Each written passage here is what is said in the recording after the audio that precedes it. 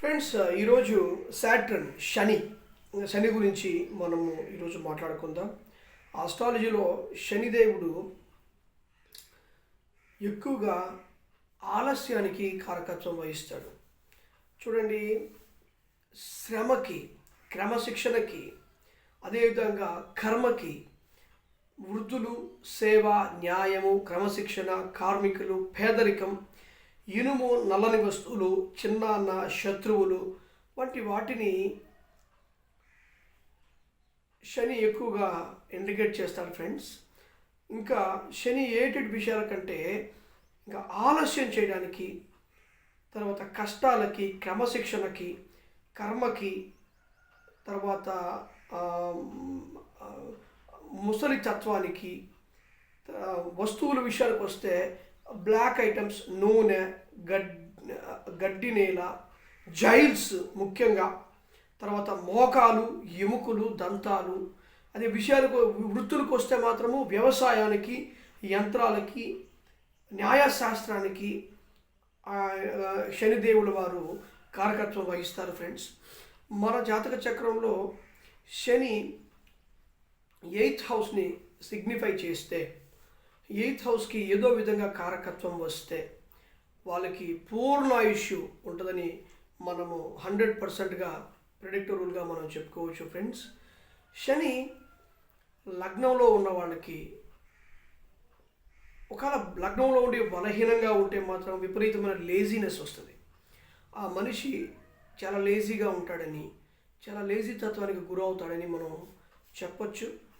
అదేవిధంగా ఫ్రెండ్స్, ఆలస్యం, చాలామంది ఆ క్లయింట్స్ అడుగుతూ ఉంటారు, మాకు వివాహం ఆలస్యం అవుతూ ఉందండి, ఎందుకు అవుతుంది అని అడుగుతూ ఉంటారు.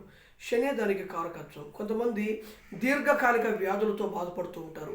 ఎందుకు మాకు ఈ దీర్ఘకాలిక వ్యాధులు వస్తున్నాయని చెప్పి దాని గురించి కూడా చాలామంది బాధపడుతూ ఉంటారు. సో ఎందుకొని మనం ఆలోచిస్తే ఈ శనిదేవుని వల్లే వాళ్ళకి దీర్ఘకాలంగా వ్యాధులు, మోకాళ్ళకు సంబంధించిన వ్యాధులు, ఎముకలకు సంబంధించిన వ్యాధులు వారికి దీర్ఘకాలంగా వస్తుంటాయని మనము చెప్పొచ్చు ఫ్రెండ్స్. శని ఆయుష్కు కూడా కారకుడు, మన కర్మకి కూడా కారకుడే. అంటే మనం గత జన్మలో చేసుకునే పాప పుణ్యాలకి ఈ జన్మలో తను డెమాన్స్ట్రేట్ చేయడానికి శని ముఖ్యమైనటువంటి కారకత్వం వహిస్తాడని మనం చెప్పొచ్చు. చూడండి, ఆయుష్కి గురుడు, శని కారకత్వాలు వహిస్తూ ఉంటారు. కొన్ని లగ్నాలకి గురు కారకత్వం వహిస్తాడు ఆయుష్కి, కొన్ని లగ్నాలకి శని కారకత్వం వహిస్తాడు ఆయుష్కి. చూడండి, మన ట్రాన్సిట్లో ఎక్కువగా శని రాహు కలిసినప్పుడు బాగుంటుంది.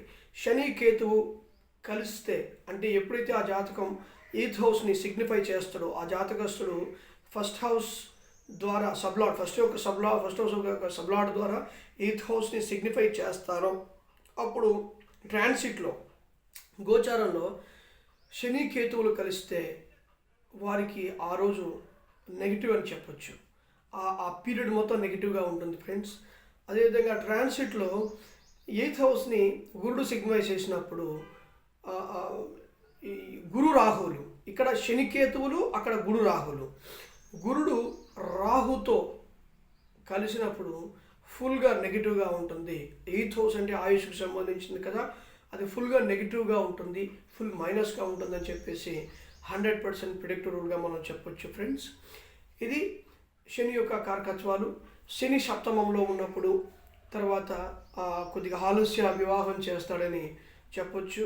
అది శని సెకండ్ హౌస్లో ఉన్న సెకండ్ హౌస్ యొక్క సబ్లాడు శనితో కంజంక్షన్స్ ఉన్న, 7th హౌస్ యొక్క సబ్లాడు శనితో కంజంక్షన్ ఉన్న వారికి, శనితో సిగ్నిఫికెన్స్ ఉన్న వారికి కొద్దిగా ఆలస్య వివాహం అవుతుందని మనం 100% ప్రిడిక్టబుల్గా మనము కేపీ ఆస్ట్రాలజీలో చెప్పొచ్చు ఫ్రెండ్స్.